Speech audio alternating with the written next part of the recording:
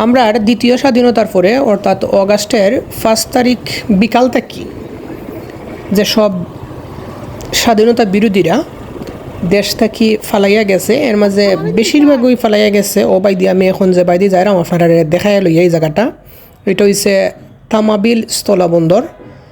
তো ও বাইদি বেশিরভাগই ফালাইয়া গেছে। তো যারা ফালাইয়া যাইতে পারছে না, অনেকরে আছে যে মানুষে বর্ডার সাইডে আটকও করে লাইছে।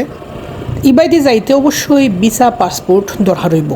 তো যারা ভিসা পাসপোর্ট নাই বা ভিসা পাসপোর্ট লইয়া বাড়াইতে পারছেন না, এরা আবার অন্যান্য অবৈধ পথে গেছে। তো অবৈধ পথে যাওয়াত গিয়ে অনেকে আবার ধরাও পড়ছে, এরকমও খবর পাওয়া গেছে।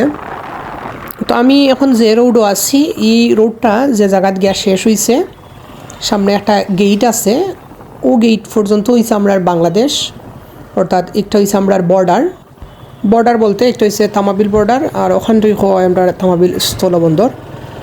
তো এখন যে গড়গুলা দেখতে পারা, এগুলা তামাবিল স্থলবন্দর কর্তৃপক্ষের বিভিন্ন অফিস। ওই যে আমার বাম সাইডে এখন হয়েছে অফিস, আর ওই যে সামনে একটা গেট দেখতে পারা আপনারা, ওই যে সবুজ গেট। তো যারা ফালাইবার তারা ওবাই দিকেও ফালাইছে।